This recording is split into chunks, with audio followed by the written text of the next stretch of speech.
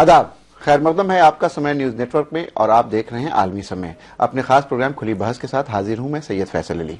मुल्क में आम इंतखाब हो रहे हैं और सभी पार्टियां खुद को अव्वल साबित करने के लिए दिन रात एक कर रही हैं। सभी की नजरें इसी बात पर हैं कि कौन होगा वजीर आजम, चाहे बयानात हों या इल्जामात हों, हर कोई अपनी हदों को तोड़ता हुआ आगे बढ़ गया है। इसी दरमियान तीसरा महाज भी सामने आ चुका है, लेकिन जिस तरह का दौर है, जिस ऐसे में कहना गलत नहीं होगा कि तीसरा महाज भी मजबूती के साथ अपना मौकफ रख रहा है। लेकिन क्या ये वाकई असरदार है? क्या सिर्फ दो पार्टियों के बीच महदूद होने वाली हिंदुस्तानी सियासत अब तब्दील हो रही है? इसी इशू पर बात करने के लिए हमारे साथ स्टूडियो में मौजूद हैं एनबीए के जनरल सेक्रेटरी और सीनियर सहाफी एनके सिंह साहब, कांग्रेस के तर्जुमान अनीस दुरानी साहब और बीजेपी लीडर शोभा विजेंद्र, और हमारे साथ फोन लाइन पे होंगे समाजवादी पार्टी के स्पोक्समैन डॉक्टर सीपी राय साहब भी। आप सभी का आलमी समय स्टूडियो में खैर मकदम है। तो शुरू करते हैं खुली बहस।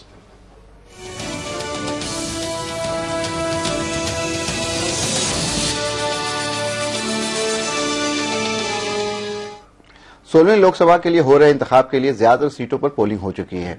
अब लोगों की निगाहें वजीर आजम की कुर्सी पर मरकूज होती जा रही है कि कौन लीडर मुल्क की इस अहम कुर्सी पर फायज होने जा रहा है। इस दौर में बीजेपी और कांग्रेस के अलावा तीसरा महाज की भी चर्चा हो रही है, जिससे इस बार इलाकाई पार्टियों की अहमियत बढ़ती दिखाई देने लगी है। पेश है एक खास रिपोर्ट। 16वें आम इंतखाबात के लिए ज्यादातर सीटों पर पोलिंग हो चुकी है। अब लोगों की निगाहें वजीर आजम की कुर्सी पर मरकूज होती जा रही हैं कि कौन लीडर मुल्क की इस अहम कुर्सी पर फायज होने जा रहा है। इस दौड़ में बीजेपी और कांग्रेस के अलावा तीसरे महाज की चर्चा भी हो रही है, जिससे एक बार फिर इलाकाई पार्टियों की अहमियत बढ़ती दिखाई देने लगी है। यूं तो इंतखाबी नतायज के बाद ही मुल्क की नई हुकूमत की रूपरेखा बन पाएगी और ये तय हो पाएगा कि मुल्क का अगला वजीर आजम कौन होगा। लेकिन आखिरी मराहिल की पोलिंग के दौरान ही नई हुकूमत की तश्कील को लेकर कयास आराइयां शुरू हो गई हैं। महाराष्ट्र के वजीर आला पृथ्वीराज चौहान और वजीर खारजा सलमान खुर्शीद समेत कई दीगर लीडरान के थर्ड फ्रंट को हिमायत से मुतालिक बयानात हों या सोनिया गांधी के सियासी मुशीर अहमद पटेल की जानिब से सेकुलर महाज की कवायद, ये सब नई हुकूमत से मुतालिक कयास आराइयों में इजाफा कर रहे हैं। वजीर आजम मनमोहन सिंह ने तो ये कहकर अपनी पार्टी के लीडरान के टूटते एतमाद को बहाल किया है कि यूपीए 3 की हुकूमत बनना नामुमकिन नहीं है। वजीर आजम का कहना था कि अगर यूपीए को मतलूबा अक्सरियत से कम सीटें मिलती हैं और बाहर की जमातों से हिमायत लेकर कांग्रेस सरकार बनाने की पोजीशन में हुई तो वो हिमायत लेने से परहेज नहीं करेगी। हालांकि उन्होंने ये बात ऑफ कैमरा कही है।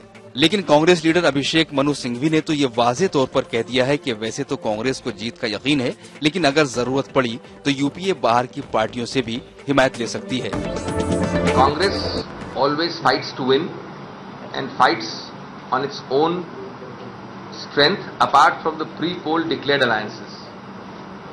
However, in the ultimate analysis it is the numbers which decide post election, but the Congress has always been steadfast and remains steadfast on one simple principle. If necessary and if the numbers so dictate, only if potential allies fall within the boundaries of the basic Congress principles of secularism, inclusion, then only we can consider. That principle stands, that principle doesn't get changed by mere exigencies of politics. दूसरी तरफ इंतखाबी नतायज आने से पहले ही BJP मुल्क में अपनी सरकार बनाने का दावा कर रही है। बीजेपी का कहना है कि आवाम के मिजाज के मद्देनजर कांग्रेस लीडरान की जानिब से थर्ड फ्रंट का शोशा छोड़ा जा रहा है, जबकि इसका सच्चाई से कोई वास्ता नहीं है। बीजेपी के सीनियर लीडर और अमृतसर से पार्टी के उम्मीदवार अरुण जेटली ने तो ये दावा कर दिया है कि एनडीए को मुकम्मल अक्सरियत हासिल होने जा रही है। जेटली ने कांग्रेस के हालात पर तबसरा करते हुए यहाँ तक कह दिया कि वो अपनी कारकर्दगी की वजह से 100 सीटों से नीचे ही सिमट जाएगी। The certainty of Congress being reduced to a two-digit party is almost evident. But a leopard never changes his spots. So now Salman Khurshid is talking in terms of concoction of a third front, which is a highly failed idea. I don't think situations will ever come to that. People are going to give a decisive mandate and have a clear NDA government. इधर तीसरे मोर्चे के लीडरान BJP और कांग्रेस लीडरान के दावों को ख्याली पुलाव बता रहे हैं। समाजवादी पार्टी के सदर मुलायम सिंह यादव और बिहार के वजीर आला नीतीश कुमार का कहना है कि मुल्क के अवाम एक पार्टी की बदउनवानियों और दूसरी पार्टी की फिरकापरस्त सोच से होशियार हो चुके हैं वहीं बाएं महाज के लीडरान भी इन बयानात की तायीद कर रहे हैं। उनका कहना है कि थर्ड फ्रंट की हुकूमत ही मुल्क के हालात को बेहतर कर सकती है। सिवाय भ्रष्टाचार घोटाला में ही 5 साल चले गए।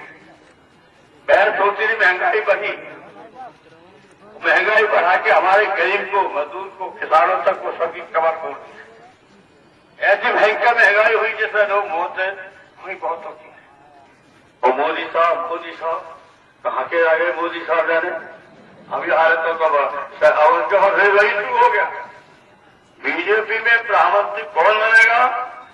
ये छिपे हुए रुस्तम है, वो आ जाएंगे आगे। मोदी साहब सावधान हो जाओ, मैंने पहले ही कहा था, पहले तो बाबा साहब का आने वाला नहीं।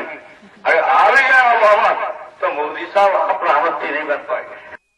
Communal hatred, communal tension, communal violence, इसके प्रति हमारी जीरो टॉलरेंस की नीति होगी और उसी प्रकार से करप्शन के प्रति हमारी जीरो टॉलरेंस की नीति होगी।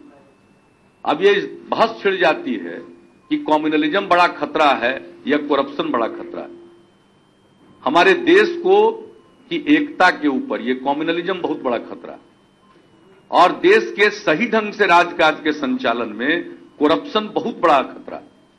तो इन दोनों के मामले में जीरो टॉलरेंस की नीति होनी चाहिए। अब सवाल ये पैदा होता है कि मुल्क में मोदी की हवा होने का दावा कर रही बीजेपी अक्सरियत से दूर रहती है तो क्या होगा?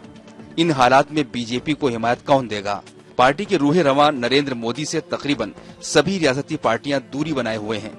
तीसरे महाज की जमातों के अलावा बीएसपी सदर मायावती, तृणमूल कांग्रेस पार्टी की सदर ममता बनर्जी, एआईएडीएमके की जयललिता और टीआरएस के चंद्रशेखर राव वगैरह के नरेंद्र मोदी से जवाबी टकराव को देखते हुए ये मुमकिन नजर नहीं आता कि इन पार्टियों की हिमायत बीजेपी को मिल पाए।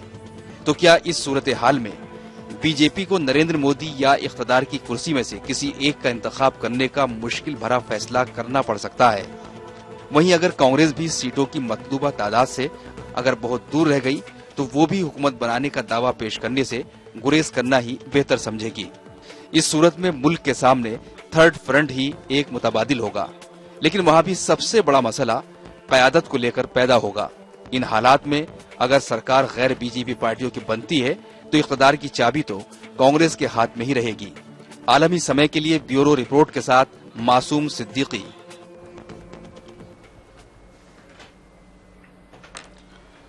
आप अभी देख रहे थे एक रिपोर्ट। आइए बातचीत करते हैं यहाँ पे मौजूद पैनलिस्ट से कि किस तरह की सिचुएशन, किस तरह की कोalition इमर्ज करने की उम्मीद की जा रही है इस इलेक्शन के बाद। आपने देखा हर पार्टी दावा कर रही है, चाहे भारतीय जनता पार्टी हो, चाहे कांग्रेस पार्टी हो, हर का दावा यही है कि अगली सरकार उसकी या उसके अलायंस की बनेगी। यहाँ पे बीजेपी के लोग भी बैठे हैं, कांग्रेस के लोग भी बैठे हैं, लेकिन एक सीनियर सहाफी और एनालिस्ट यहाँ पे बैठे हैं, एनके सिंह साहब। पहले बातचीत उन्हीं से शुरू करते हैं कि उनका जो अपना तजुर्बा है उससे उनको क्या दिख रहा है। एनके सिंह साहब, देखिए, थोड़ा सा इसको साइकोलॉजिकल एनालिसिस करने की जरूरत है। पिछले जब से बीजेपी बनी है 1980 से, या यूं कहें कि 1991 से जो सिलसिला शुरू होता है मेजॉरिटी कंसोलिडेशन का, जो राम मंदिर का सबब होता है, और आप ताज्जुब करेंगे कि बीजेपी को पीक वोट जो मिले थे वो 25.6% थे, वो 1998 में मिले थे। उसके बाद से लगातार बीजेपी का सपोर्ट बेस गिरता रहा और यहां तक आ गया कि 2009 में 18.6%, 18.6% बीजेपी के वोट रह गए। यानी कि इन 10 सालों में 1998 से 2009 11 सालों में हर तीसरे वोटर ने बीजेपी को छोड़ दिया। 2009 के अगर ले वही कांग्रेस का आप देखें तो एक बेस वोट 36% था जो आजादी के बाद लगातार चलता रहा। लेकिन जैसे ही 1990 आता है, कोalition एरा शुरू होता है, सोशल जस्टिस फोर्सेस के नाम पे लालू यादव या इस तरह की फोर्सेस इमर्ज करती हैं, तो बीजेपी का बेस और कांग्रेस का बेस नीचे आता है। कांग्रेस लगातार 36% से नीचे आई और 1996 से कांग्रेस का एक बेस वोट 28% रहा। लिहाजा 1990 जब 2009 में आप देखेंगे तो कांग्रेस का वोट 28.5% था। सीधा मतलब है कि बीजेपी के 1.5 गुना वोट कांग्रेस को मिले थे। करीब 12 करोड़ कांग्रेस को मिला था और बीजेपी को करीब 8 करोड़ से 2-3 लाख कम मिला था।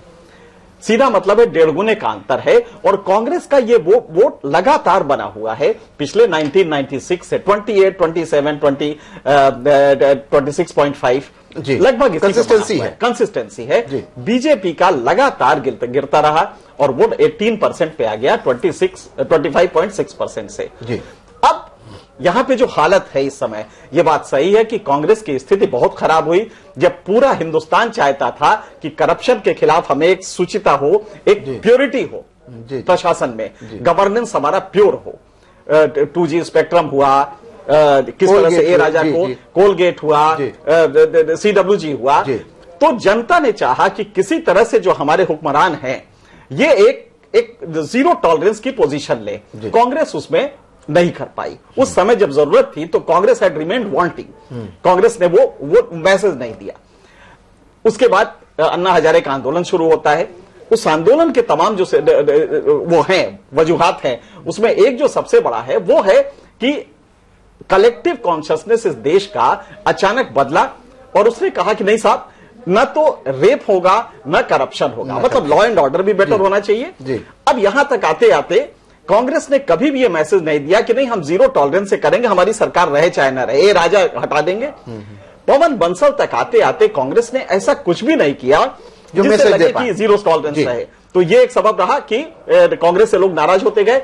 ऐसे में बीजेपी एक नरेंद्र मोदी को लेके आती है और एक इमेज है जो कि 4 प्लसेस है नरेंद्र मोदी के, zero tolerance against corruption, able administrator, ये मैसेज है, ये परसेप्शन है। मैं ये नहीं कह रहा हूं कि हकीकत में क्या है, लेकिन मैसेज में ये गया कि साहब एबल एडमिनिस्ट्रेटर है, डेवलपर अच्छा है, जीरो टॉलरेंस अगेंस्ट करप्शन है, और ये चीज मैसेज में सक्सेसफुली बीजेपी कैरी कर ले गई। तो ये डिफरेंस है।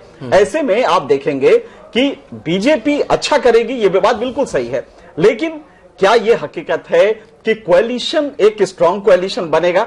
मुझे लगता है कि 18% से 25% तक जाना यह अपने आप में एक बहुत टेढ़ी खीर है और इसके लिए जो मेहनत चाहिए थी, मुझे लगता है कि बीजेपी में अभी उस तरह की मेहनत नहीं हुई थी। फिर भी बेहतर करेगी, काफी अच्छा करेगी, और मैं ये कह सकता हूं कि कहीं ना कहीं सरकार बनाने की हालत में है कोalition के साथ। आपको ये लग रहा है कि इतनी सारी चीजों के बावजूद, और जो आपकी बात से जो मुझे लगा कि जितनी तरह की जो सिचुएशन इमर्ज हुई है और यह डिक्लाइन अगर वोट परसेंटेज में कांग्रेस के होता है या सीट में होता है, तो उसके लिए कहीं ना कहीं कांग्रेस की अपनी नीतियां, बड़ी अच्छी बात कही आपने, बिल्कुल सही पकड़ा। दरअसल ये जो वॉइड हुआ कांग्रेस के इनएफिशिएंसी की वजह से, बहुत अच्छी स्कीमें दी कांग्रेस ने, सर्व शिक्षा अभियान, मनरेगा, NRHM जो हेल्थ के लिए, रूरल हेल्थ के लिए था, और अब फूड सिक्योरिटी एक्ट। वर्ल्ड की, मैं चूंकि इकोनॉमिक्स थोड़ी बहुत जानता हूं, डेवलपमेंट जर्नलिज्म मैंने किया है, वर्ल्ड की ये चारों बेस्ट स्कीम्स हैं, लेकिन कांग्रेस का कैडर ये कम्युनिकेट नहीं कर पाए मासेस को कि अच्छी चीजें हम दे रहे हैं, और राज्य सरकारों की नालायकी की वजह से वो फलीभूत नहीं हो रही हैं। चलिए, हमारे साथ समाजवादी पार्टी के प्रवक्ता सीपी राय साहब जुड़ गए हैं लखनऊ से। सीपी राय साहब के पास सीधे चलते हैं और जानने की कोशिश करते हैं कि जो बात बार बार मुलायम सिंह यादव अपने भाषणों में कर रहे हैं और उनकी पार्टी के लोग कर रहे हैं, यहां तक कि उनके जो मुख्यमंत्री हैं अखिलेश यादव वो भी कह रहे हैं कि दिल्ली में अगली सरकार बगैर समाजवादी पार्टी के सपोर्ट के या समाजवादी पार्टी की ही अगर बन जाए तो उसमें ताज्जुब नहीं होगा। सीपी राय साहब जी, आपसे जानना चाहेंगे, हमारे साथ एनके सिंह साहब बैठे हैं, वो कह रहे हैं कि बहुत संभावना है कि भारतीय जनता पार्टी की सरकार केंद्र में बन सकती है। हालांकि उन्होंने बहुत क्लियर ये कहा कि अगर ऐसी सरकार कोई बनती है तो उसके लिए आप बीजेपी को मुबारकबाद जरूर दीजिए, लेकिन बीजेपी के राइज के लिए कहीं ना कहीं कांग्रेस की गलतियों को का ज्यादा उसमें हिस्सेदारी है। आपसे जानना चाहेंगे कि क्या केंद्र में कोई ऐसी संभावना है कि कोई तीसरे मोर्चे की कोई सरकार बने या कोई ऐसी सरकार बने जिसमें आप लोगों की भागीदारी हो? 2-3 पक्ष हैं जी इस सारे सवाल के। जी, पहली बात तो एनके सिंह साहब बहुत ही सीनियर जर्नलिस्ट भी हैं और बहुत अच्छा उन्होंने विवरण पेश किया कि भारतीय जनता पार्टी ने जो पूरे देश को दंगे की आग में झोंक दिया था और अटल जी जैसे व्यक्ति का नेतृत्व था, उसके बाद भी उसको 25% के आसपास वोट पड़ा था और सबसे बड़ी तादाद में जो उनकी सीटें आई थी वो केवल 182 थी जी। उसके बाद एनके सिंह साहब ने खुद ही कहा कि अब उनका 18% वोट हो गया है, 1/3 वोट खत्म हो गया, 7% वोट खत्म हो गया। और खुद ही सिंह साहब ने कहा कि इस वोट को पाना इतना आसान नहीं लगता। बीजेपी ने प्रचार तो कर दिया लेकिन वो मेहनत नहीं हुई जो 7% बढ़ाने के लिए पर्याप्त होनी चाहिए थी। तो सिंह साहब की इतनी सारी बातों से मैं सहमत हूं। ये भी सही है कि प्रोपेगेंडा 10,000 करोड़ रुपए का खर्चा, उससे एक चीज दिखलाई पड़ रही है जहां तक हम लोगों का सवाल है, हमने ये नहीं कहा कि हम सरकार अकेले बनाएंगे। हम तो कुल 80 सीट यहाँ, उसमें भी केवल 78 पर लड़ रहे हैं और कुछ दूसरे प्रदेशों में 10-20 सीटों पर लड़ रहे हैं। हमने सिर्फ ये कहा कि इतने सालों तक कांग्रेस की सरकार रही, उसके पहले भारतीय जनता पार्टी की सरकार थी। ये सरकारें पूंजीपतियों की सरकारें हैं। ये सरकारें पूंजीपतियों के चेहरे देखकर फैसला करने वाली सरकारें हैं जी। एक लंबे अरसे से किसानों को ध्यान में रख करके, गरीबों को ध्यान में रख करके फैसला लेने वाली कोई सरकार नहीं बनी है। ये सच है कि कांग्रेस के खिलाफ देश में एक बहुत बड़ा माहौल है, जो सिंह साहब ने भी कहा। तमाम घोटालों पर जो जीरो टॉलरेंस का मैसेज देना चाहिए था, या अन्ना मूवमेंट के सवाल नहीं, राय साहब आपसे ये जानना चाहेंगे कि किस तरह की सरकार आप बनती हुई देख रहे हैं। बहुत संक्षेप में खत्म कर दूंगा जी। तो ये सच है कि कांग्रेस के खिलाफ एक माहौल है। तो जहां कांग्रेस वर्सेस बीजेपी की लड़ाई है, वहां निश्चित तौर पर कांग्रेस हारती हुई दिख रही है। और जहां जहां तीसरे मोर्चे, जिसको मैं पहला मोर्चा कहता हूं, प्रगतिशील मोर्चा कहता हूं, किसान और गरीब समर्थक मोर्चा कहता हूं, जहां जहां वो ताकतें हैं, वहां वो ताकतें बहुत मजबूत है और वहां भारतीय जनता पार्टी को आसानी से बहुत मजबूत पैर रखने की जगह नहीं मिलेगी। इसलिए हालात ऐसे बन रहे हैं कि दोनों राष्ट्रीय पार्टियां मिलाकर के 300 से नीचे रह जाएंगी और बाकी सारी सीटें इस मोर्चे के लोगों को मिलने जा रही है, जिसके 15 दलों ने ऑलरेडी एक बैठक कर ली है। प्रकाश कारत साहब अपने एक बयान में पहले ही कह चुके हैं कि अगर तीसरे मोर्चे की हिमायत में कोई सरकार बनेगी तो उसके नेता मुलायम सिंह यादव जी हो सकते हैं। लेकिन उस 15 दलों की बैठक में फैसला हो गया था कि नेता के सवाल पर हम लोग बाद में फैसला कर लेंगे। एजेंडा हम लोग का करीब करीब कॉमन है। इसीलिए कांग्रेस भी समझ रही है कि हालात ऐसे बन रहे हैं कि तीसरे यहाँ पे राय साहब आपको रोकूंगा। राय साहब, यहाँ पे कांग्रेस के स्पोक्समैन अनीस दुरानी बैठे हैं। आपकी बात लेके मैं सीधे अनीस दुरानी के पास चलता हूं, उनसे पूछता हूं कि अनीस दुरानी साहब, देखिए जो बात कह रहे हैं समाजवादी पार्टी के प्रवक्ता स्पोक्समैन, वो ये है कि इस पे ऑलरेडी बातचीत हो गई है। आप लोगों को भी पता है कि थर्ड फ्रंट का जो फॉर्मेशन है या उसका के ऊपर जो बातचीत है वो हो रही है। तो कहीं ना कहीं ये सुगबुगाहट चल रही है और आपके खुद के एक लीडर ने ये कहा है, अहमद पटेल साहब ने, कि ये बातचीत हो रही है और वक्त आने पे हम लोग इसके साथ जा सकते हैं। अहमद पटेल साहब ने ये नहीं कहा कि ये बातचीत हो रही है। उन्होंने कहा कि अगर एक हाइपोथेटिकल बात उन्होंने कही है, उनको भी पूरा यकीन है कि कांग्रेसी पार्टी पावर में आ रही है, लेकिन एक हाइपोथेटिकल सिचुएशन है कि अगर कुछ ऐसा होता है तो अभी हम अपना योगदान देंगे और कंट्री के अंदर एक यानी आप ये मान रहे हैं कि आप लोगों की अकेले सरकार नहीं बन रही? नहीं, ये नहीं मान रहे। ये आपकी बात का मैं जवाब दे रहा हूँ। हमको तो पूरा यकीन है अभी, क्योंकि ये भारतीय जनता पार्टी वाले तो ये सपना यकीन है आपको? हमें पूरा यकीन है, इसलिए कि जो अभी जैसे सिंह साहब ने बताया कि अभी भी हमारा 28% वोट है।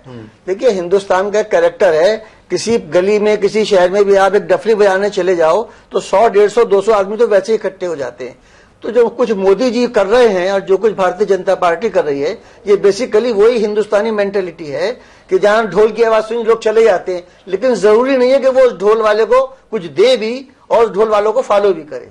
तो ये जो सारा 10,000 करोड़ का एक हिटलर टाइप की एक पर्सनैलिटी बनाई गई है इस देश में डेमोक्रेसी को मर्डर करने के लिए, उसका ढंग है ये। बाकी जहां तक अभी जैसे वो कह रहे थे हमारे सीपी राय साहब तो जो कह रहे थे, लेकिन वो अभी जेटली साहब ने कहा कि वो दो कांग्रेस 2 में सिमट जाएगी। वो असल में वो अभी पुराने दिन भूल गए कि 2 ही आदमी पार्लियामेंट में बैठा करते थे, अटल बिहारी वाजपेयी जी और अडवाणी जी। हाँ, लेकिन वो का हिंसा जो है वो इनकी साइकी में घुसा हुआ है अभी तक। कांग्रेस आपसे कभी भी 2 नंबर पे नहीं। एक सीधा सवाल, आप कांग्रेस की 2 सीट की, बीजेपी की 2 सीट की चर्चा कर रहे हैं, लेकिन आपको नहीं लगता है कि उस 2 सीट से बड़ा लंबा सफर करके 2 नंबर नहीं, 2 डिजिट कह रहे हैं, 2 डिजिट मैं तो कह रहा हूँ, लेकिन 2 नंबर जो है वो मतलब 100 से कम 2 एमपी की बात रह चुके हैं, तो वो 2 डिजिट की। आपको बीजेपी का थ्रेट बहुत रियल नहीं लग रहा है? नहीं, बिल्कुल नहीं लग रहा है। देखिए, बीजेपी वाले यहाँ पे बैठे हैं, बीजेपी वाले चलिए हमारे साथ यहाँ पे शोभा विजयन जी बैठी हैं, भारतीय जनता पार्टी की महिला मोर्चा की लीडर हैं।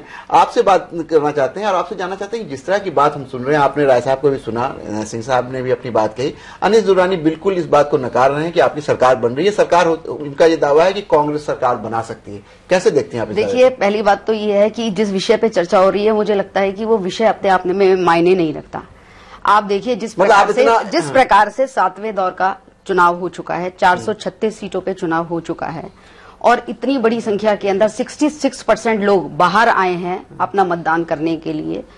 और अमित शाह जी ने कहा कि सुनामी चली हुई है मोदी जी की, और ये जो सुनामी चली है, सेफोलॉजिस्ट भी बैठे हैं, उन्होंने बिल्कुल बात बताई कि 25% से ग्राफ कभी बढ़ा ही नहीं है। मैं आपको इस बात का दावा करती हूँ, यहाँ पर आपसे कह के जा रही हूँ, यहाँ से कह के जा रही हूँ। प्लीज मैं बताती हूँ, उसको भी मैं एक्सप्लेन कर दूंगी सुनामी किसका नाम होता है। देखिए ये डेटा बेस्ड है, ये आप लोगों के लिए, बिल्कुल हमारे लिए तो ये सुनामी आप लोगों के लिए है, ऐसे दलों के लिए है। देखिए मैं जो भी बात कर रही हूँ, मैं फैक्ट्स पे बात कर रही हूँ। देखिए मैं फैक्ट्स पे बात कर रही हूँ। जिस प्रकार से हमें पूरे देश के अंदर, आप चले जाइए केरल से लेके कन्याकुमारी तक जो हम बात करते हैं, हर जगह जिस प्रकार का लोगों में उत्साह है और लोगों की जीरो टॉलरेंस किसके लिए है, वो इस बात के लिए है कि किसी भी तरीके से कांग्रेस पार्टी यहां पर नहीं आए। और आप देखिएगा इस बार जो है बहुमत हमें मिलने वाला है, हो सकता है एनडीए की सरकार ही यहां पर बनने वाली है। मैं आपको बताती हूँ, और ये डेटा बेस्ड बात कर रही हूँ। जिस प्रकार से लोग घरों से बाहर निकल के 66% का मतदान हुआ है, महिलाएं, बच्चे, बुजुर्ग, और सब लोग इस बार ये चाहते हैं कि कांग्रेस पार्टी का यहां से सफाया हो। मैं आपको बताना चाहती हूं, आज के न्यूज़पेपर के अंदर आया हुआ है, न्यूज़पेपर्स के अंदर आया हुआ है कि बिहार के अंदर अब जो मुकाबला है वो लालू के और बीजेपी के बीच में है। Nitish ji is no more. In the same manner UP के अंदर भी मुलायम सिंह के लिए बात ना करके आज जो मुकाबला है वो मायावती और बीजेपी के अंदर, ये न्यूज़पेपर की रिपोर्ट्स है। तो आपकी समाजवादी पार्टी की बात कर रहे हैं, न्यूज़पेपर्स की रिपोर्ट की बात कर रहे हैं। भगवान का आदेश थोड़ी होता है। आप किसी बात को तो मानेंगे ना, आप डेटा को मानेंगे, आप लोगों के रुझान को मानेंगे, 10,000 करोड़ रुपए आप खर्च कर रहे हैं, तो आप जनता के उत्साह को मानेंगे।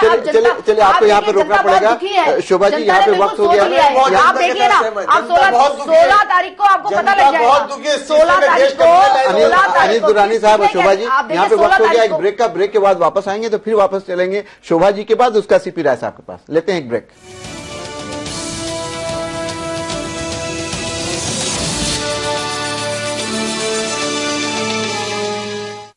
जिसने मुझे अपने पैरों पे खड़े होने का, अपने दम पे जीने का मौका दिया, मेरा वोट उसी को, मेरा वोट कांग्रेस को।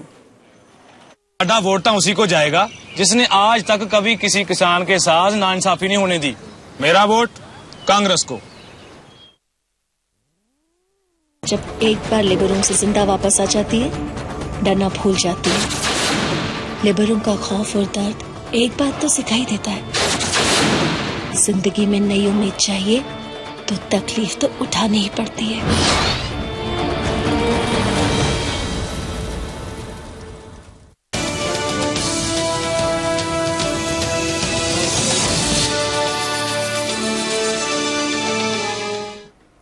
Welcome back.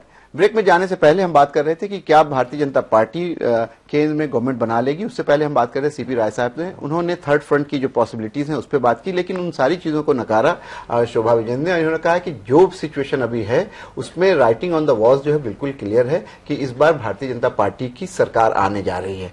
आपको इतना कॉन्फिडेंस क्यों लग रहा है? देखिए बिल्कुल मुझे कॉन्फिडेंस की बात ही नहीं, मैं तो डेटाबेस आपसे बात कर रही हूँ, मैं जनता की नब्ज में जा रही हूँ, मैं लोगों से मिल रही हूँ। आप यूपी में देखिए, आप सोचिए मुलायम सिंह जी जिस प्रकार के बयान पे बयान दे रहे हैं, क्या कोई लड़की, कोई महिला वोट देने जा रही है उनको? क्या वो दे सकती है जिस प्रकार की बयानबाजी मुलायम सिंह जैसे व्यक्ति कर रहे हैं, जिन्होंने महिला आपको ये नहीं लगता है कि आपकी पार्टी के लोग भी जिस मेरी बात सुनिए, आप पहले प्लीज यूपी की बात मैं कर रही हूँ। महिलाओं के लिए जिस प्रकार से उन्होंने रेप की बात को लेकर इक्वेट की है, मुझे बहुत गुस्सा है इस बात पर, और यूपी की जनता को गुस्सा है, यूपी की महिलाओं को गुस्सा है। वो समाजवादी पार्टी को कहीं किसी हालत में वोट देने वाली नहीं। यूपी एक बड़ी स्टेट है और वहां पर 60 से ज्यादा सीटें हमारी आने वाली हैं। आप ये बात ध्यान करके चलिए। आप आ जाइए बिहार में, एंटी इनकम्बेंसी नीतीश जी के खिलाफ, आप जाके वहां पर देखिए कि नीतीश जी का कितना पूरा फायदा तो लालू जी ले जा रहे हैं। कैसे ले जा रहे हैं? लालू जी का अगर मैं ये कह रही हूँ, वो तो देखिए कैसे कह दिया आपने, आपको तो ये रिजल्ट बताएंगे ना। इस वक्त भारतीय जनता पार्टी एक ही उनको दिखाई दे रहा है, एक ही उनको दिखाई दे रहा है। आप राजस्थान के अंदर देख लीजिए, जिस प्रकार से विधानसभा के अंदर हम आए हैं, जिस प्रकार से आप विधानसभा के सिंह जी के बयान से तो महिलाएं और बच्चे नाराज हो रहे हैं, औरतें नाराज हो रही हैं, और जो मुख्यमंत्री पराई औरतों के पीछे सीआईडी लगाता है, आईबी लगाता है, स्नूपिंग करवाता है, उससे महिलाएं नाराज नहीं होंगी। अच्छे पुरुष, आप देखिए there is no comparison between the two, कोई कंपैरिजन ही नहीं है। एक तरफ उनका क्लीन एंड नीट, नहीं लॉजिकल बात नहीं कर रही हूँ ना, कोई कंपैरिजन नहीं है, देयर इज नो कंपैरिजन। शोभा विजेंद्र जी बिल्कुल, किस बात के लिए? देखिए पॉलिटिकल अफेयर को अगर आप किसी व्यक्ति के विचारों से जोड़ जोड़ना चाहते हैं, महिलाओं के विषय में टिप्पणी से जोड़ना चाहते हैं, आप बिल्कुल गलत, कोई कंपैरिजन ही नहीं है। विचारी तो बताते हैं किस तरह का आदमी कितना नीट एंड क्लीन जीवन है उनका, आप क्या बात कर रहे हैं? जीवन 45 साल तक मैरिड वाइफ को छोड़ दिया, भगवान के आश्रय, भगवान के आश्रय। अनिल दुरानी साहब, अरे फ्री फॉर ऑल नहीं कीजिए प्लीज, मानने वाले थे प्लीज। आप लोग महापुरुष की परिभाषा खत्म हो जाएगी, अच्छे पुरुषों की, सज्जन लोगों की परिभाषा खत्म। आपने अपनी बात कह ली मैडम शोभा विजयन जी। बीजेपी के साथ थोड़ी सी दिक्कत ये हो जाती है कि दूसरे के विचारों को भी थोड़ा सा समय दीजिए। नहीं, सीपी राय साहब, इन्होंने एक बहुत संगीन इल्जाम लगाया है समाजवादी पार्टी पे कि जिस तरह के बयानात मुलायम सिंह यादव दे रहे हैं उसकी वजह से कोई इनको वोट नहीं दे रहा है, एक। और दूसरी बात, शोभा विजयन ने बहुत स्पष्ट कहा कि बीजेपी का मुकाबला वहां समाजवादी पार्टी से है ही नहीं, वो तो तीसरे नंबर पे है, मुकाबला वहां बहुजन समाज पार्टी से है। क्या कहिएगा? दोनों का जवाब दे देता हूं। पहली बात यह है कि मुलायम सिंह जी को बयान को गलत वो किया। मुलायम सिंह जी ने 2 बार महिलाओं के लिए जेल काटा है, महिलाओं के बलात्कार के सवाल पर, माया त्यागी के कांड पर और मैनपुरी के कांड पर जी। और महिलाओं के लिए जितना काम मुलायम सिंह और उनकी सरकार ने किया उतना पूरे देश में किसी ने नहीं किया। नंबर 1, मुलायम सिंह जी अपनी बात स्पष्ट कर चुके, 76 साल के हैं, उनके घर में खुद बहन बेटियां बहुत सब लोग हैं, तो उनकी बातों को, इतने बुजुर्ग आदमी की बातों का इस तरह से तमाशा बनाना ये भाजपा के लोग ही कर सकते हैं। कोई तमाशा इनके बयानों का जहां तक सवाल है, आपके पास वापस आएंगे शोभा जी आपके पास वापस आएंगे। शोभा जी, इनके बयानों का जहां तक सवाल है, हम जैसे लोगों को ये पाकिस्तान भेज देंगे, एक तो ये तय हो गया अगर इनकी कभी सरकार बन गई, दूसरा ये तय हो गया कि हाथ कटवा देंगे, तीसरा ये तय हो गया कि इस देश के 18-20 करोड़ मुसलमानों को घर पे थूकेंगे और पत्थर फेंकेंगे और उनको कहीं जमीन जाकर दुकान नहीं खरीदने देंगे, और तीसरा ये तय हो गया इनके बयानों से कि जितने दलित रहते हैं इस देश में वो सारे दलितों के घर हनीमून के अड्डे हैं, वो इनके भारतीय जनता पार्टी के। एक मिनट आपके पास वापस आएंगे शोभा जी। वो इनके बयानों से तय हो गया ये बयान। मेरा सवाल आपसे राय साहब ये है कि ये कह रही है कि आप तीसरे नंबर के खिलाड़ी हैं, वहां पे आपके साथ टक्कर नहीं है। जवाब दे रहा हूं जी। आप उत्तर प्रदेश में पता लगा लीजिए कि ये लोग रणनीतिक चुनाव लड़ रहे हैं। भारतीय जनता पार्टी और बसपा ने एक दूसरे को वोट ट्रांसफर करके एक दूसरे मदद करने की बहुत सारी सीटों पर कोशिश की है। क्योंकि ये मिलकर चुनाव लड़ रहे हैं इसलिए हमको ये नकारना चाहते हैं, सोचते हैं कि आपस में लड़ाई दिखा कि शायद कोई फायदा हो जाए, पर प्रदेश की जनता जानती है और उत्तर प्रदेश की सरकार ने जिस तरह अपने सारे वादे पूरे किए हैं जिन पर ये चर्चा नहीं करना चाहते, हमने सबसे आग्रह किया कि आइए मोदी सरकार बनाम 2 साल की अखिलेश सरकार पर एक चर्चा हो जाए। उस चर्चा के लिए इनमें से कोई तैयार नहीं है। हमने इनसे बार बार सवाल पूछा कि मोदी जी अपनी विदेश नीति बताएं, उस पर ये तैयार नहीं है। मोदी जी अपनी आर्थिक नीति बताएं, उस पर ये चर्चा करने को तैयार नहीं। शिक्षा नीति और कृषि नीति बताएं, उस पर चर्चा करने को तैयार नहीं। क्योंकि किसी नीति पर चर्चा करने को तैयार नहीं है, क्योंकि ये अपने मुद्दे भुला देना चाहते हैं। लेकिन सीपी राय साहब, आपने अभी भी मेरे सवाल का जवाब नहीं दिया है जी। मेरे सवाल का सीधा जवाब मुझे नहीं मिला कि क्या आपके साथ भारतीय जनता पार्टी की टक्कर है या बहुजन समाज पार्टी के साथ? हमारी किसी से टक्कर ही नहीं है जी। उत्तर प्रदेश की जनता पूरी तरह समाजवादी पार्टी के साथ है, मुलायम सिंह को नेता मानती है और अखिलेश यादव के 2 साल के कार्य और उन पर एक किसी तरह का दाग नहीं है, उस पर मुहर लगाने जा रही है। चलिए आपकी बात के साथ हम चलते हैं इनके सिंह साहब के पास। इनके सिंह साहब, आपने देखा 2 बात बहुत अहम यहाँ पे निकल के आई है।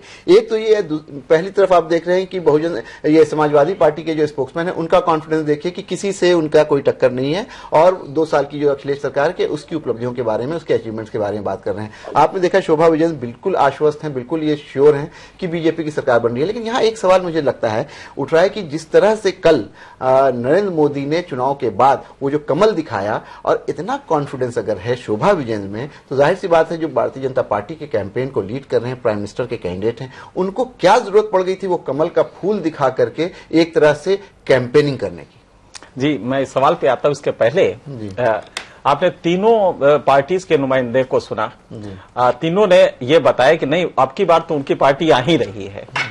अभी कल की बात है कि कल रायबरेली में सोनिया गांधी के खिलाफ जो बीजेपी के प्रत्याशी हैं जी, उन्होंने कहा कि अरे साहब, सोनिया गांधी की जमानत जब्त हो जाएगी। अब आप क्या कहेंगे? ये कई बार होता है कि हम रेशनल थिंकिंग से अपने डायलॉग्स नहीं करते हैं तो दिक्कत होती है। राय साहब समाजवादी पार्टी मुझे लगता है बाय डिफॉल्ट है, वैसे वो प्रोफेसर हैं और पॉलिटिकल साइंस के प्रोफेसर हैं। मैं उनसे एक सवाल करना चाहता हूं।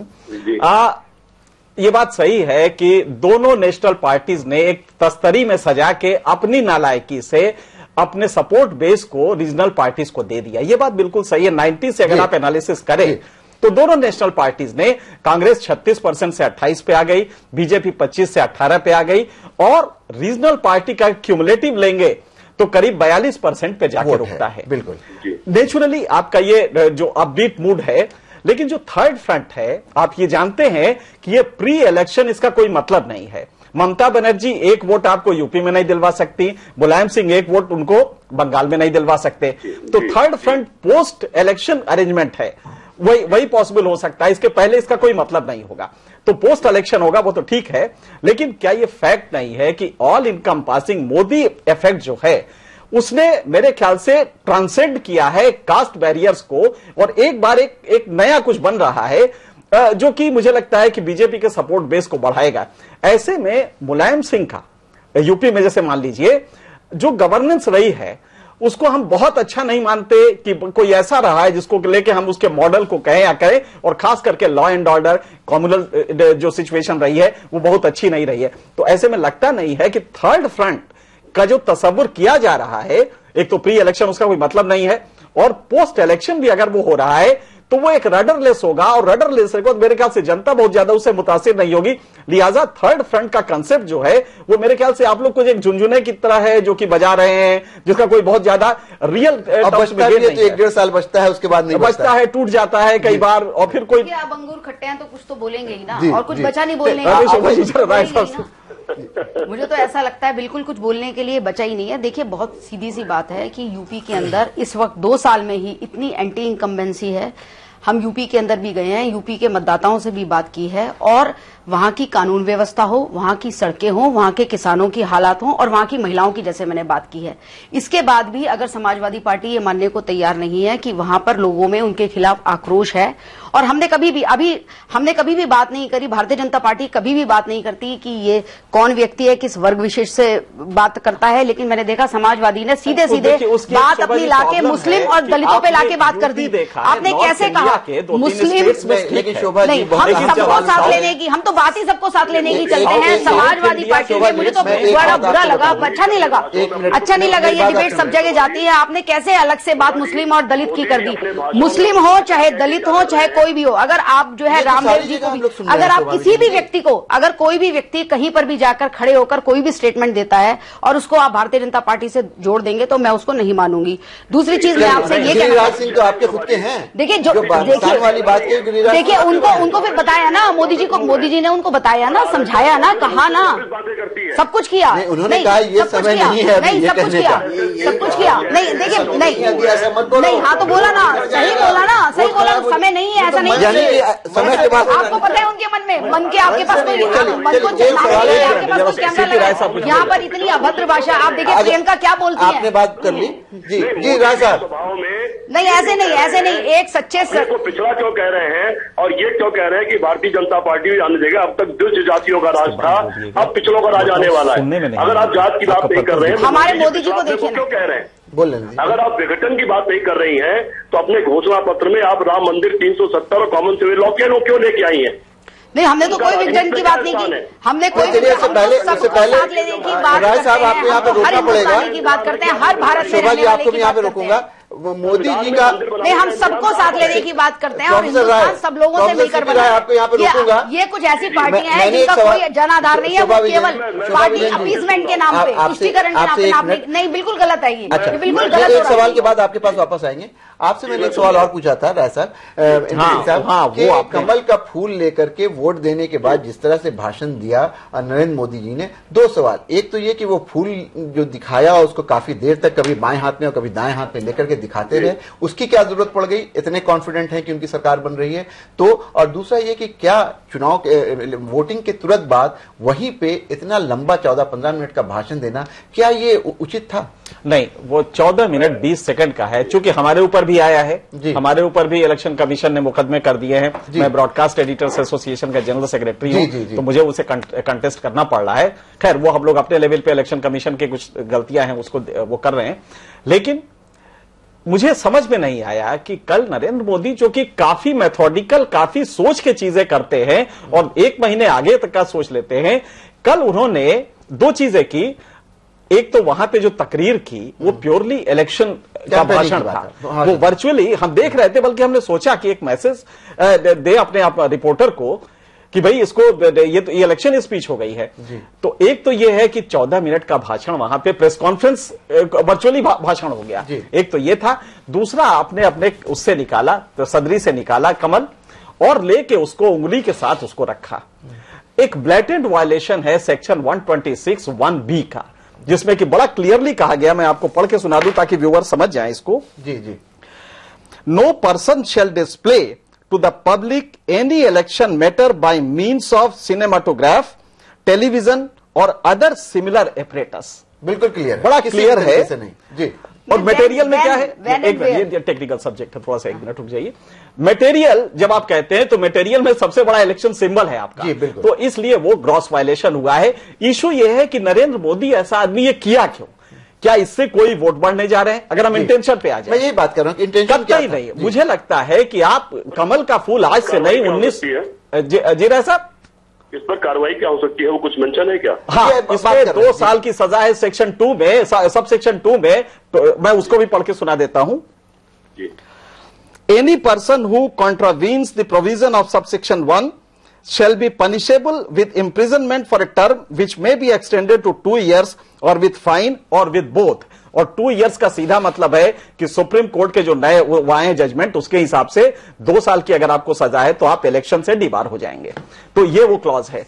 अब मैं एक चीज मान रहा हूं कि अनकॉन्शियसली अगर हुआ है, हो सकता है मोदी को पूरा अगर हम उसको बेनिफिट ऑफ डाउट दें तो अनकॉन्शियसली मोदी के कैरेक्टर में नहीं है कि अनकॉन्शियसली कोई चीज करे। फिर भी हम एक बार मान ले कि अनकॉन्शियसली किया है, तो यहां से निकाला, उसको लगाया और फिर अच्छा खासा करीब 1 मिनट 35 सेकंड दिखाया। दिखाने के बाद उसको फिर वो सेल्फी कुछ कहते हैं, वो जो फिल्म बनाना उसमें मोबाइल में उसको उन्होंने किया। जब ये दोनों किया आपने तो एक अच्छा खासा वक्त लगा। तो एक तो इलेक्शन स्पीच और दूसरा ये कि आप वो अपना सिंबल वहां पे दिखा रहे, और जो वर्ड यूज हुआ है इन पोलिंग एरिया, जो वर्ड है पोलिंग एरिया का मतलब पूरा गुजरात है, ये कोई 100 मीटर वाला नहीं है। 100 मीटर वाला क्लॉज जो है वो सेक्शन 1 में आता है, 126 1A में आता है। यहां पे पूरे पोलिंग एरिया मतलब पूरे गुजरात में पूरा पोल भी हो रहा था वहां, तो वो टेक्निकली गलत हो गया। मुझे समझ में नहीं आ रहा है कि कल हमने बीजेपी के सीनियर लीडर से बात किया कि भाई ये हुआ क्या है। हर आदमी परेशान है कि इसका कोई न तो मैसेज है, ना कोई एडवांटेज है, और ना मोदी के एक जो कंट्री का प्राइम मिनिस्टर बनने का एस्पायर कर रहा है। क्या कोई मोदी जी की बौखलाहट तो नहीं है कि कहीं मुझे लग रहा है। फैसल साहब एक बात कहना चाहूंगा, जब आप किसी आदमी को ये सपने दिन रात दिखाने लगे तो महाबली आप ही हैं, महाबली आप ही हैं, तो मानसिक स्थिति यही हो जाती है। दिल तो बच्चा है जी, वो सोचते सोचते सोचते अब अपने आप को सम्राट समझने लगे। दिल मांगे मोर, बचकानी हरकत करी है उन्होंने। दिल मांगे मोर भी, दिल मांगे मोर भी। मोर के चक्कर में मोदी जी ने वो कर दिया जो मोदी जी के स्टेचर के आदमी से, जिस तरह से प्रधानमंत्री के कैंडिडेट बनाए गए हैं और जिस तरह से जो दिख रहा है, अगर वेव की बात ना भी करें, मोदी वेव अगर नहीं भी माने तो मोदी इफेक्ट हर जगह दिख रहा है। और याद करिए कि इंदिरा गांधी का जो केस सेट असाइड हुआ था उसमें सिर्फ यशपाल कपूर ने गाड़ी यूज की थी इलेक्शन में, और इतने में हो गया। नाज़रीन यहाँ पे वक्त हो गया ब्रेक का, ब्रेक के बाद वापस आएंगे। बहुत अहम मौजूद है, इसी पे चर्चा जारी रखेंगे। लेते हैं एक ब्रेक।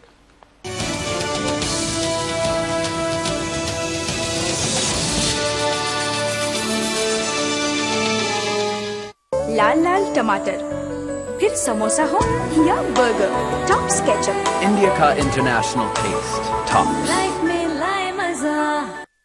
जो मेरी काबिलियत और रोजगार की दूरी को कम करता है, मेरा वोट उसी को, मेरा वोट कांग्रेस को। एक खिलाड़ी अकेला पूरे मैच को नहीं जिता सकता, इसलिए हमारा वोट उसी को जाएगा जो अकेले नहीं पूरे टीम के साथ खड़ा हो। हमारा वोट कांग्रेस को। आलमी समय के खास प्रोग्राम आपकी आवाज में आपका खैर मकदम है। आबादी के तनासुब के हिसाब से मुसलमानों को रिजर्वेशन मिलना चाहिए, क्या कहना है? क्या आपको जो मुआवजा दिया गया है वो आप तक मिला है, पहुंचा है? कभी भी ये सिचर कमेटी के रुपए मुसलमानों के हक में कभी भी लागू नहीं किया जाएगा। मदारिस के तलबा के ऊपर जो इल्जाम लगाए जाते हैं वो बेबुनियाद और बेहकीकत है। तो ये क्या इंसान इस दुनिया के अंदर इंसानियत है? एक मदद मिली है वो नोटिस। हमारी जरूरत है सरकार को, तो आप बताओ क्या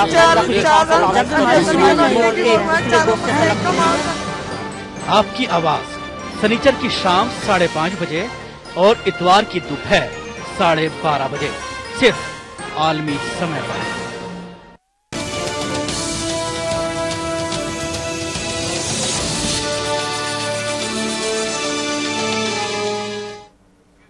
नाजरीन वेलकम बैक। हम बातचीत कर रहे हैं कल की जिस तरह से नरेंद्र मोदी साहब ने अपने कॉन्फिडेंस में, या ये यूं कहिए कि ओवर कॉन्फिडेंस में एक ऐसी चीज कर दी जिसकी कोई जरूरत नहीं थी। एनके सिंह साहब ने बहुत क्लियर इस बात की वजाहत की कि उसको करने से कोई उनको 2-4 ज्यादा वोट भी नहीं मिलने वाले थे। लेकिन एक चीज ऐसी हो गई है जो कहीं ना कहीं अब कानून के दायरे में आ गए हैं, उनके ऊपर FIR भी हो गया है। हमारे साथ प्रोफेसर राय अभी बने हुए हैं, CP राय साहब। सीधे CP राय साहब के पास चलते हैं, उनसे जानने की कोशिश करते हैं कि वो इस पूरे प्रकरण को, इस पूरी घटना को जो कल मोदी जी ने किया, उसको कैसे देखते हैं। प्रोफेसर राय जी, पहली बात तो ये, जैसा सिंह साहब ने बताया, बहुत विद्वान व्यक्ति हैं, मैंने भी उनसे जानकारी किया, ये क्लियर कट चुनाव का, ये उसके नियमों का वायलेशन है।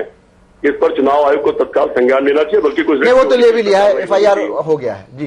अच्छा, हो गया, मुझे जानकारी नहीं, FIR हो गया, इसलिए आपको जानकारी नहीं होगी, तत्काल कार्रवाई होनी चाहिए। दूसरी बात, जहां तक उनके वो सवाल है, मैं इससे सहमत नहीं, उनको बहुत अपना एक स्टैंडर्ड मेंटेन कर रहे हैं। मैं शुरू से कह रहा हूं कि वो, उनके पता नहीं भाषण लिखने वालों ने कैसा भाषण लिखा है कि बहुत हल्का कर दिया उनको। वो बहुत दिनों तक भैंसे पर खाली टिके रहे, शेर पर टिके रहे, कहीं पर शहजादे पर टिक जाते हैं। उनका भाषण पता नहीं मिमिक्री सा बन गया है वो। मैं इसके अलावा और कुछ शब्द इस्तेमाल करूंगा तो मेरे लिए उचित नहीं रहेगा। एक मिमिक्री सी करने लगे हैं, और इतने बड़े स्टेचर के लीडर को मुद्दों पर बात करनी चाहिए, मिमिक्री नहीं करनी चाहिए। दूसरी बात, कहीं न कहीं ये लोग भ्रम और भय के शिकार हैं, और ये आज से नहीं है, ये पहले दिन की जब सरकार बनी थी तब से शिकार है। ये आए थे हिंदी, हिंदू, हिंदुस्तान और राम का नाम लेकर के, उसको भूल गए, उसका अरबों रुपया भूल गए कि कहां चला गया। उस इशू पर एक कदम आगे नहीं बढ़े, बल्कि अडवाणी जी ने सदन में खड़े होकर के कह दिया कि ये मुद्दा तो कानून से सॉल्व होगा या बात से सॉल्व होगा। यही बात तो हम भी 1991 से कह रहे थे, या तो बात कर लीजिए या कानून को फैसला करने दीजिए। मेरा सवाल आपसे, प्रोफेसर राय, आपसे मेरा सवाल ये है, करने आ गए थे प्रोफेसर राय जी, हमेशा से भ्रमित रहे हैं, भ्रमित भी है और भयभीत भी है। लेकिन महत्वाकांक्षा क्योंकि उछाल ले चुकी है, उस महत्वाकांक्षा के उछाल के कारण वो कुछ भी करने को तैयार है। चलिए वक्त का भी इस्तेमाल। हमारे साथ शोभा विजयन जी बनी है और कुछ कहना चाह रही है। शोभा विजयन जी, आपने देखा प्रोफेसर CP राय समाजवादी पार्टी के स्पोक्समैन है, वो ये कह रहे हैं कि कहीं ना कहीं भ्रमित भी है और ओवर कॉन्फिडेंस भी है, इन लोगों को समझ में नहीं आ रहा है क्या करें, ये भयभीत भी है।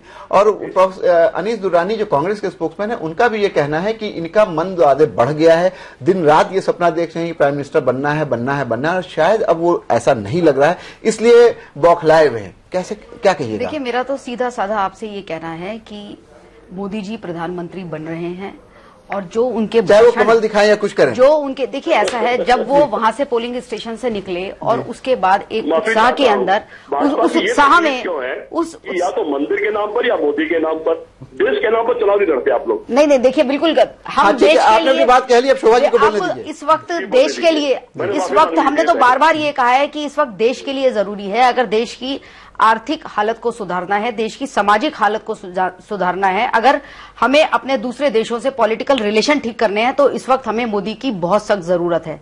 दूसरा, मैं ये पूछना चाहती हूं कि आपने बात की कि मोदी जी मिमिक्री कर रहे हैं, मैं आपसे पूछना चाहती हूं, जो लोग उनको मौत का सौदागर कहते हैं, गुंडा कहते हैं कि उनकी बोटी बोटी काटकर फेंक देनी चाहिए, तो उन लोगों से मैं आपसे प्रश्न करना चाहती हूं, एक व्यक्ति से आप सबको ऐसा क्या भय है, जितनी जो अलायंस पार्टियां जो और सब बातें कर रहे हैं, यहाँ पर बड़े बड़े नेता हैं, जो मुलायम, जो बड़े बड़े स्टेचर के नेता हैं, वो ऐसी भाषा का प्रयोग एक व्यक्ति के लिए कर रहे हैं। एक भारतीय जनता पार्टी की सरकार बहुमत से आती आपको दिख रही है, तो आप क्यों भ्रमित हो रहे हैं? आप में क्यों भय व्याप्त है कि आप सारे लोग मिलकर किसी भी तरीके से ऐसी कोशिश करना चाहते हैं कि किसी भी तरीके से भारतीय जनता पार्टी की सरकार ना आए? कि वो आपसे भयभीत नहीं है, आपके फांसीवादी जो आपके इरादे हैं उनसे भयभीत है। हमारी जो पॉलिसीज हैं, भारतीय जनता पार्टी की जो फिलॉसफी है, वो सर्वधर्म सद्भाव की, सबको साथ लेकर चलने की, और पंडित दीनदयाल जी की बात है कि हमें जो पंक्ति में देखिए, राह में जो सबसे अंतिम पंक्ति में खड़ा है, उस व्यक्ति को साथ लेकर चलने की बात है, सबको साथ लेकर चलने की बात है। इसके अंदर कोई दुराग्रह नहीं है, इसके अंदर कोई कमी नहीं है, लेकिन कुछ लोग केवल उनको आता हुआ देखकर इस प्रकार की बातें करते हैं, भ्रम फैलाने की कोशिश कर रहे हैं, भ्रम फैलाने की कोशिश कर रहे हैं। शोभा विजयन जी, शोभा विजयन का ये कहना है कि कोई ऐसी बात नहीं है, हम लोग देश के नाम पर इलेक्शन लड़ना चाह रहे हैं, देश के मुद्दों पर लड़ रहे हैं जी, देश के लिए लड़ेंगे। हालांकि इनके लोगों के भाषणों से कुछ दूसरी तस्वीर जाती है। यहाँ पे कांग्रेस के स्पोक्समैन अनीस दुर्रानी बैठे हुए हैं। अनीस साहब ये कह रही है कि हम तो देश के नाम पर इलेक्शन लड़ना चाहते हैं, एक। दूसरी बात यह कि इनका ये जो दावा है कि हिंदुस्तान की हर बीमारी, हर रोग का इलाज इनके पास है, और उस दवा का नाम है नरेंद्र मोदी। आप लोगों ने इतना बीमार क्यों किया? पहली बात तो ये पूरे देश को, और जब बीमार कर दिया, पूछिए ना, 2 महीने से कहाँ है प्रधानमंत्री? तो कोई दवा भी बताते हैं। हमारा एकदम स्वस्थ है और दुनिया की बड़ी इकोनॉमी में हमारा शुमार होता है। कल ही जापान में, यानी जापान से भी आगे बढ़कर हम दुनिया में तीसरे नंबर पर आ गए अपनी आर्थिक व्यवस्था के अंदर, अभी रिसेंट है। तो कहाँ की बीमारी, परेशानी ये है असल में। देखिए, इनको कोई बीमारी नहीं लग रही है, चलिए कोई बीमारी नहीं, अभी तो वर्ल्ड के आंकड़े बता रहे हैं। कल हिंदुस्तान जो है आर्थिक स्थिति तीसरे नंबर पे आया है। कैसे ये कहना चाह दीजिएगा कि करप्शन का इशू के लिए इसको करेक्ट कर दूं, ये जो थर्ड नंबर पे आई है और हमारा $6 ट्रिलियन हुआ है, ये हमारे परचेजिंग पावर पैरिटी बेस पे किया है, जो महंगाई की वजह से हुआ है। और इसके भी इसमें कोई कांग्रेस का या सरकार का या परचेजिंग पावर पैरिटी ऐसा कैसे कह सकते हैं? ओवरऑल इकोनॉमिक सिचुएशन का असर हर चीज पे पड़ता है। आपने बात कही, मैं ये कह रहा था कि ये जो असल में दिक्कत ये है कि ये अब तक जो कैंपेन चलाया है मोदी जी ने, वो ये चलाया है, ये इसकी टांग छोटी है, इसकी कमीज की बांह छोटी है, तो वो उसको कैसे ठीक करेंगे, वो कैसे बताएंगे? आज तक किसी एक बयान में उन्होंने ये बता दो, ये कहा हो कि हम आर्थिक स्थिति के साथ ये करेंगे। चलिए, वो तो नहीं बता रहे हैं, वो बताया वो तो नहीं है ही नहीं, वो तो नहीं। कहने का मतलब ये बेसिकली इनके पास कोई दवा की चीज चलिए उस पर बात कर रहे हैं, लेकिन आप बजा के चूरन बेचने के लिए जमा कर रहे हैं लोगों को, है कुछ नहीं इनके। आप ये बताइए, इनके पास कोई रोड मैप नहीं है, हम उसकी चर्चा इनके सिंह साहब से कर लेंगे, लेकिन ये बताइए आपके पास वो कौन सा नुस्खा है जिससे आपके सारे नेता लोग इस बात को माने? मेरा सवाल सुन लीजिए कि शायद आपको बहुमत नहीं आने जा रहा है, आपको पूरा 272 नहीं आने जा रहा है, आप कहीं बहुत पीछे छूट रहे हैं, तो ऐसी सिचुएशन में आपके पास कौन सा नुस्खा है जिसके बलबूते पे आप आज भी सरकार बनाने की बात कर रहे हैं? देखिए, हम इतिहास देखा है, 2004 के अंदर इंडिया शाइनिंग कर रहा था, तब हम आ गए थे। उसके बाद 2009 के अंदर ये तो फिर हमने इतना प्रोपेगेंडा हुआ, उसके बाद सारी चीजें छोड़ दी। सीधी बात ये है, इसका मतलब ये है कि जो कुछ हमने करा है 10 साल के अंदर, हमने मनरेगा किया, हमने राइट टू एजुकेशन दिया, राइट टू फूड दिया, अब लोगों तक उसके चीजें पहुंच रही हैं। ये डुगडुगी बजाकर जो लोग इकट्ठे हुए हैं, ये शहर में वो जरा ज्यादा जोर है, लेकिन गांव देहातों में बेसिक किसान को फायदा पहुंचा है, लैंडलेस लेबर को फायदा पहुंचा है, और हमको लगता है वो हमारा वोटर वफादार है हमारे साथ। यानी आपको नहीं लगता है कि मुल्क में किसी तरह की बदउनवानी है, करप्शन का इशू है? बदउनवानियां हुई है तो हमने मुकदमे करे, हमने किसको बचाया है? ये लोग उसको कहा करते थे कि सीबीआई गवर्नमेंट के हाथ में, गवर्नमेंट का तोता है। आज देखिए, आप हमेशा दिखाते रहते हैं, मायावती हो जाए, हमारे जेलों में गए, मिनिस्टर जेल में गए उसके अंदर। ये तो बिल्कुल इंसाफ पसंद गवर्नमेंट है, असूल के हिसाब से चलने वाली गवर्नमेंट है, ये कोई तानाशाही गवर्नमेंट। जवाब नहीं दिया कि आप सरकार कैसे बनाइएगा? सरकार तो मैं बता रहा हूँ कि आप नजर आ रही है, जैसे 2004 में बनी थी, जैसे 2009 में बनी थी, बिल्कुल बनेगी। और अगर कोई कोलिशन गवर्नमेंट बनी थी, मैं ये नहीं कह रहा कि एब्सोल्यूट मेजॉरिटी है, अभी भी कोलिशन गवर्नमेंट बनेगी। क्विकली आप कुछ कहिए, थर्ड बनेगा, इसमें कोई डाउट नहीं कहना चाह रही हूँ। बहुत कंफ्यूजन की स्थिति में है, 2 महीने से प्रधानमंत्री का हमको पता ही नहीं है वो कहाँ पे है। देश इस वक्त बहुत बुरी स्थिति में है, इनको खुद नहीं पता। कभी तो ये सोनिया जी को आगे कर देते हैं, कभी इनका मन चाहता है तो राहुल जी को आगे कर देते हैं। आजकल इन्होंने प्रियंका जी को वो डुगडुगी दी हुई है, वो जाकर वहां रायबरेली और अमेठी के अंदर बजा रही है। मैं पूछना चाहती हूँ कि अगर वो बहन की नाते गई है, एक पुत्री के नाते गई है, आपको नहीं लगता है पुत्री के नाते गई है, तो प्रियंका जी के आने की वजह से गेम का जो रूल है वो सेट करने लगे हैं? नहीं, देखिए मेरे गेम का रूल तो गेम की तरह ही चलेगा, वो रायबरेली और अमेठी तक ही। चलिए, आपने अपनी बात कह ली। इनके सिंह साहब के पास हम बहुत देर से नहीं गए, राजनाथ सिंह को लोग मोदी को हरवाने में लगे हुए, ये क्यों कर रहे हैं आप लोग? 1 मिनट प्रोफेसर सीपी राय साहब, वो दूसरी बात हो जाएगी। हम जरा इनके सिंह साहब से समझ लें, बीच में एक बात छूट गई थी जिसपे हम चाहेंगे कि हमारे दर्शक उसको समझें, हमारे जो व्यूअर्स हैं उसको समझें कि अगर मोदी जी के ऊपर उस धारा में केस हुआ है, जिसपे हम लोग चर्चा थोड़ी देर पहले कर रहे थे, तो क्या सिचुएशन इमर्ज होती हुई दिख रही है? देखिए, उस धारा में अगर केस होता है तो कोर्ट में जाएगा, कोर्ट में जाएगा तो ठीक है, पूरा कोर्ट का काफी लंबा चौड़ा है, लेकिन उसमें टू द मैक्सिमम जो सजा है वो 2 साल की है। 2 साल की सजा का मतलब होता है ऐसी दफा जिसमें 2 साल की सजा हो, जी 2 साल से ज्यादा सजा हो जाए, ऐसे में आपको चुनाव लड़ने के लिए आपको मतलब आप दीवार हो जाएंगे, डिस्क्वालीफाई हो जाएंगे। जी जी, एक तो खतरा ये है, और दूसरा ये है कि जो वायलेशन हुआ उसका नेचर जो है वो कहीं ना कहीं, हालांकि ये क्रिमिनल जूरिस्प्रूडेंस जब हो देखेंगे आप तो उसमें आएगा कि इसके पीछे मोटिव क्या था। नरेंद्र मोदी का जो पास्ट है उसको देख के ये लगता है कि कोई भी स्टेप उनका अनकैलकुलेटेड नहीं होता। तो ऐसे में क्या उन्होंने दिखाया कि शोभा जी कह रही है कि हाँ, वो उसको भी हम ले लेते हैं। अगर अनकॉन्शियस भी था तो वो 1 सेकंड का होता, 10 सेकंड का होता, 20 सेकंड का होता, थोड़ा सा ज्यादा हो गया। तो ये जब ट्राई होगा केस, तब अदालत के दिमाग में ये रहेगा कि भाई अनकॉन्शियसली कोई करता है तो एक आदमी जो कि 15 साल से गवर्नेंस में है, तमाम चुनाव लड़ चुका है, क्या उसको याद नहीं है कि सिंबल नहीं दिखाया जाता? ये तो बहुत सिंपल बेसिक चीज है। लेकिन एक चीज ये एनके सिंह साहब, आप बात जो कह रहे हैं कि 2 साल के लिए वो डिस्क्वालीफाई हो सकते हैं, डिबार किया जा सकता है उनको इलेक्शन के लिए, जेल जा सकते हैं, लेकिन ये प्रक्रिया इतनी लंबी होगी, इसकी प्रोसीडिंग इतनी लंबी होगी, तब तक तो वो 2 साल के प्रधानमंत्री हो जाएंगे। नहीं, वो तो मान लीजिए 2 साल के हो भी गए जी। आप इंदिरा गांधी का भी याद कीजिए, इंदिरा गांधी का जब ये चुनाव हुआ उसके बाद से अच्छा खासा वक्त लगा, और जगमोहन लाल सिन्हा ने जब वो जजमेंट दिया जिसके बाद इमरजेंसी जी जी जी, तो वो सीधा था और बड़ा माइनर सा था कि यशपाल कपूर जो गवर्नमेंट एक्सचेकर से अपनी तनख्वाह लेते थे, उन्होंने उस गाड़ी का इस्तेमाल करके इलेक्शन उसमें गए, और जमाना उस समय दूसरा था। आज तो जुडिशरी का इंडिपेंडेंस काफी है। ऐसे में मुझे लगता है कि एक अनजाने में जाने में एक ऐसे ट्रैप में फंस गए हैं, हो सकता है 2 साल बाद वो इसका वो हो, लेकिन जजमेंट जैसे ही आएगा, आप याद रखिए अभी सुप्रीम कोर्ट ने कहा है कि अगर ट्रायल कोर्ट से भी ये जजमेंट हो गया है, कन्विक्शन हो गया है, तो वो सेट असाइड हो जाएगा, तो वो सेट असाइड हो जाएगा उसी समय। तो ये एक खतरा बड़ा हो गया, और आप जो इस समय डिस्कस कर रहे हैं, मेरे ख्याल से इस समय कंट्री का सबसे वाइटल इशू यही है, और एनालिसिस इसकी होनी चाहिए। अब दूसरे पे आते हैं, इलेक्शन कमीशन ने क्या ये जो बनाए हैं, जैसे कि एक कोड ऑफ कंडक्ट बनाया फॉर पॉलिटिकल पार्टीज, उसमें 100 मीटर की दूरी में जो पोलिंग स्टेशन है उसमें आप एक सुचारू रूप से करें वगैरह वगैरह है। यहां पे जो लॉ, ये एक्ट है, जो वायलेशन हुआ है एक्ट का हुआ है, कोड ऑफ कंडक्ट का नहीं हुआ है, दोनों के मकाम में अलग है, बिल्कुल दोनों में एक्ट का वायलेशन बिल्कुल डिफरेंट होता है। तो यहां जो एक्ट वायलेट हुआ है, इसको लेके मुझे अभी भी विश्वास नहीं हो रहा है कि नरेंद्र मोदी, क्योंकि हमारा व्यक्तिगत उनसे इंटरेक्शन काफी रहा है पिछले 15-20 सालों में, और जिस तरह का मेथोडिकल वो हैं, जितना शार्प हैं, मुझे अभी तक समझ में नहीं आ रहा है कि 14 मिनट 20 सेकंड तक उन्होंने तकरीर की।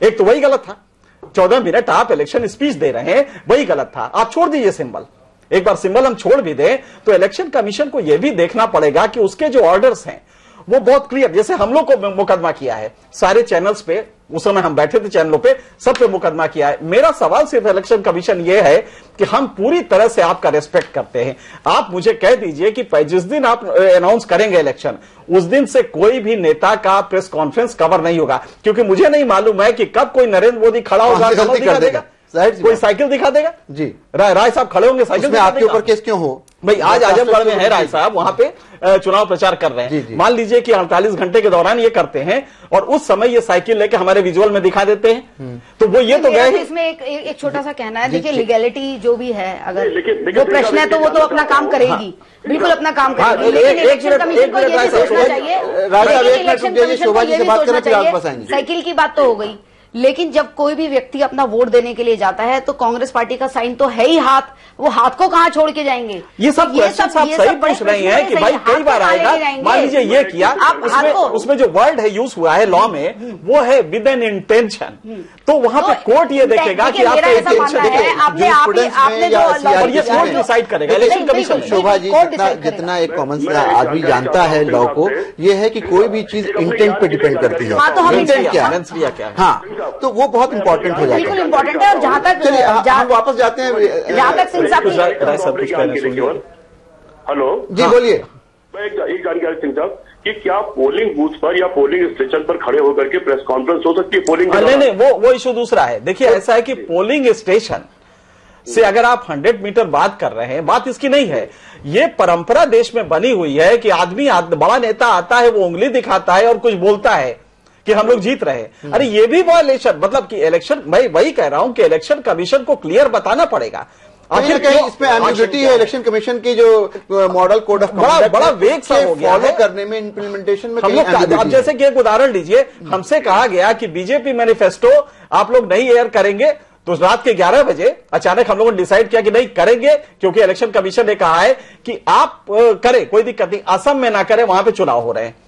अब इलेक्शन कमीशन को नहीं मालूम कि मेरे हाथ में नहीं होता, जब सैटेलाइट से सिग्नल आता है तो ग्लोबली भी जाता है, बिल्कुल पूरी दुनिया में जाता है। अच्छा मान लीजिए कि आजकल तो मोबाइल पे भी है, एक आदमी हवाई जहाज में बैठा और यहां से गुवाहाटी उतर गया, उसके पास वो पूरा का पूरा है, तो ये तो वायलेशन हो गया क्लियर कट। इसलिए इलेक्शन कमीशन को कुछ चीजों पे फिर से एक वो करना पड़ेगा लॉ, क्योंकि लॉ क्लियर नहीं है इसके बारे में। यहाँ पे आपको रोकना पड़ेगा एनके सिंह साहब, यहाँ पे वक्त हमारा खत्म हो रहा है। हम तमाम मेहमान का शुक्रिया अदा करेंगे, लेकिन एक चीज जो बहुत अहम आज यहाँ पे हुई है कि